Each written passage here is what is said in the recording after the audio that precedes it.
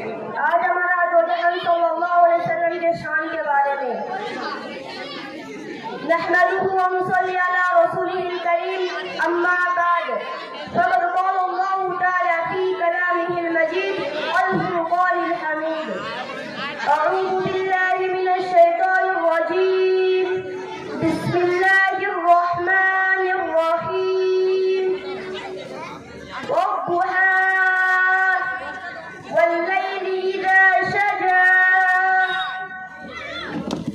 आसान भी है मुश्किल भी है। तुमने पूछा छोटा कैसे बड़ा कैसे, आसान कैसे मुश्किल कैसे। तुमने कहा छोटा इतना है कि एक बच्चे के एक हाथ में आ जाता है और बड़ा इतना है कि अल्लाह ने सारी कायनात इसमें संभाल के रख दिया है। और कुरान बताता है, हर एक आयत बताता है। अब कुरान से कई सवाल कीजिए, कुरान बताता है। मैंने कुरान से पूछा कुरान आका का चेहरा बता, कुरान कहता है वो दुहा। मैंने कुरान से पूछा कुरान आका का चेहरा बता, कुरान कहता है वो दुहा। मैंने कुरान से पूछा कुरान आका का जुल्फे बता, कुरान कहता है वो लैली जैसा जा। मैंने कुरान से पूछा कुरान आका का दांत बता, कुरान कहता है यासीन।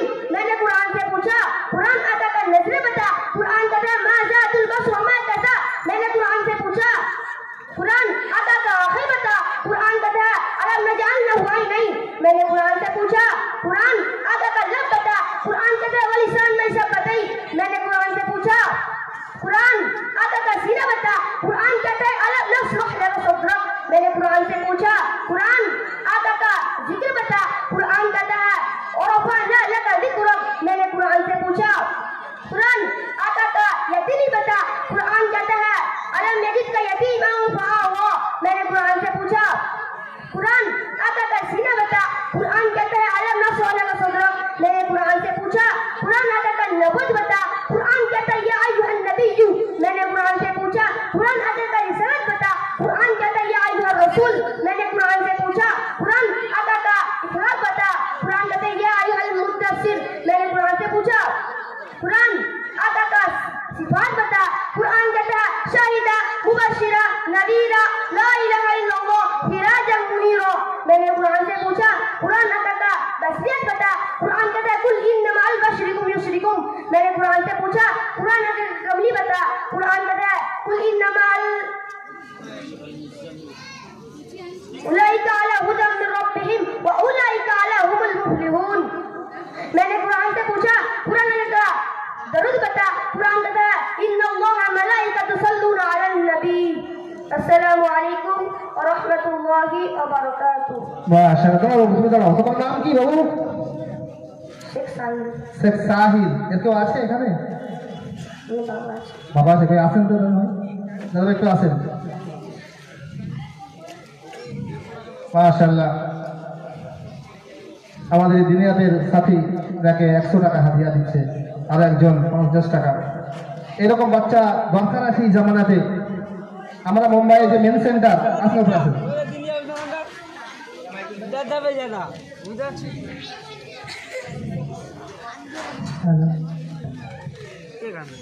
আপনার বাচ্চা মক্তবে পড়ার আগে এগুলো কি জানতো না? জানতো না।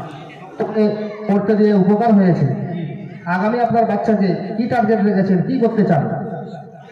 বাচ্চাকে হাফেজ করতে।